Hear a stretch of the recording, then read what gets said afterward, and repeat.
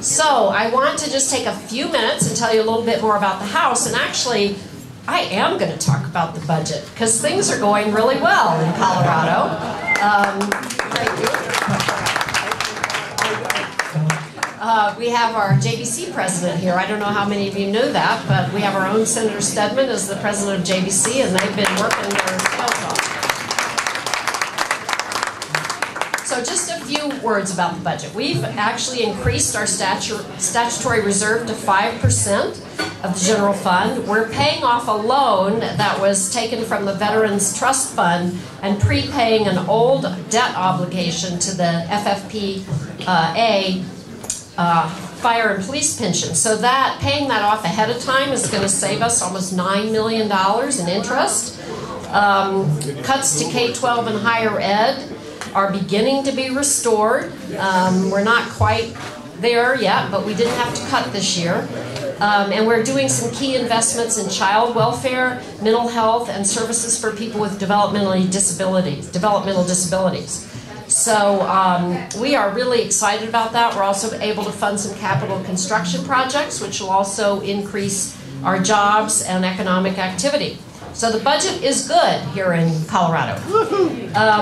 Also, we've talked a lot about some of the bills that get so much publicity, but we are really focused on jobs and our economy. And that's really been our #1 priority. That isn't as jazzy as some of the other issues, so you don't hear as much about it, but we're actually doing quite a few things. We are creating an advanced industry enterprise and a technology transfer program, which will provide capital to high-tech companies, and it will help budding companies, new companies, be able to use this money to help their concept move into reality. We're also funding the small business development centers, and I just went to a presentation this week about how important those are for small businesses. We're also creating an economic gardening program that will help focus on small businesses here in Colorado. And we have a bill to focus on advanced industries that want to begin exporting to other countries to make it easier for exports from Colorado. And we're helping people get the skills to get the jobs. We have the Colorado Careers Act that provides grants to enable individuals to acquire skills to get jobs. And we're also doing a bill to set up a program for manufacturing career pathway to connect school districts, community colleges, and four-year institutions of higher education to help people on that upward track for employment. And we have another bill that will take credit checks out of employment consideration to help Coloradans get back to work. And I think that was that your bill, Representative Williams? The employment check? No, mine, the social network privacy.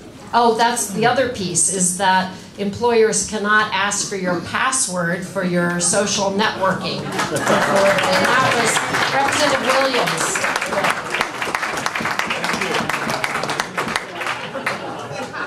So some really good efforts to move us forward in employment. And as many of you know, public safety is a very important thing to me. It's a passion of mine. So I am particularly proud of the work that we've done this year with respect to gun safety.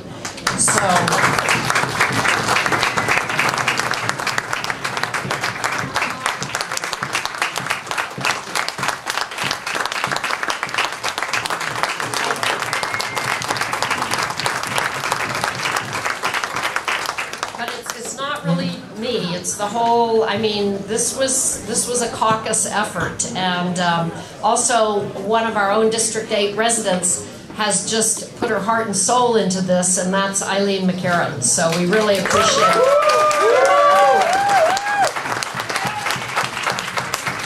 the work that Eileen has done on these bills. But the governor has signed into law now House Bill 1229, which requires universal background checks for all people buying firearms. House Bill 1227, which limits magazine sizes to 15 rounds. And House Bill 1224 requires people who want to purchase guns to pay for their background checks. have in the works Senate Bill 197, which is a bill that I'm sponsoring, which will require those who have domestic violence convictions or protective orders issued against them, they will have to actually relinquish their guns. Yeah. So,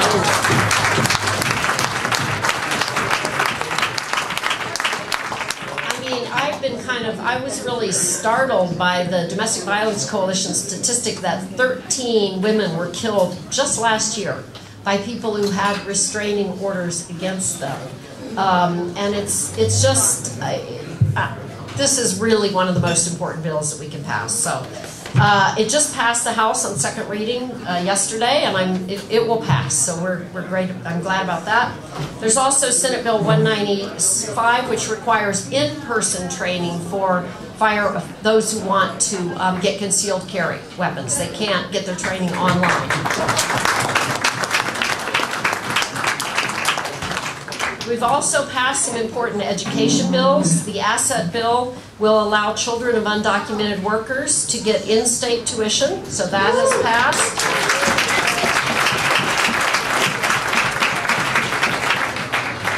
And we have the School Finance Reform Act, which will be coming forward, which is Senator Johnston's bill. There he is back there. And that bill will be coming through the Senate soon and into the House, so we're looking forward to talking about that bill.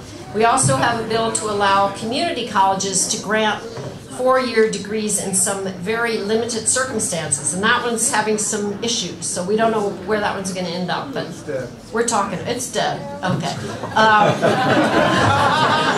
Got the official word here.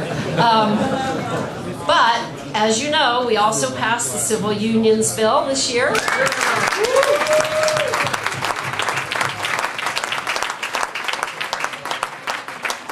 Which is, by the way, a jobs bill, because a lot of civil unions are going to take place with a lot of need for flowers, invitations, wine, beer, locations, all those things that go along with marriages will also be happening.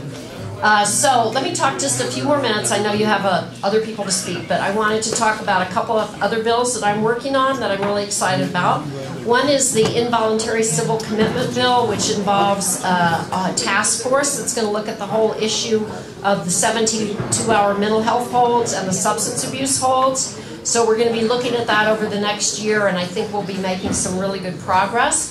I also introduced a bill yesterday that will establish a task force to look at the whole area of mental health and gun possession, because we need to take a look at this and figure out is there something we can do and what can we do. My foreclosure prevention bill unfortunately died in committee this week, so that was very disappointing. But I also have passed a bill to set up a formula in our spousal maintenance law to allow more predictability for people who get divorces with respect to spousal maintenance. Thank you. I'm doing several health insurance bills. The health insurance exchange, which will be operational in October of 2013, their website will go up and it will be operational by January of 2014. We are looking at sustainable funding. We're not allowed to use general fund money for that exchange, so we're looking at other ways to fund that. So we have a bill. I have a bill on that, and a bill to phase out our high-risk insurance, Cover Colorado, because as of January 1, 2014, insurance companies can no longer deny coverage for pre-existing conditions.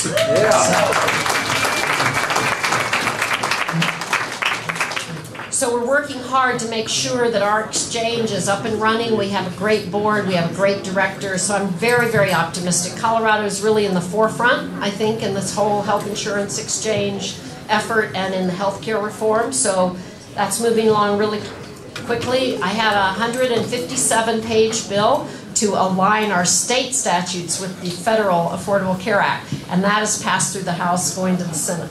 I'm also doing a bill to set up a youth development plan for kids between ages 9 and 21, because there's some gaps in service there and we need to make sure that we are not duplicating services. So looking at developing a plan to see where we can be more effective and efficient. Also doing a bill on domestic violence to provide more consideration in domestic relations cases and protective order cases for the safety of the children and victims of domestic violence. That one should be really good.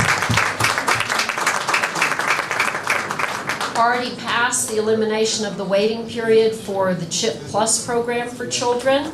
That's been signed by the governor.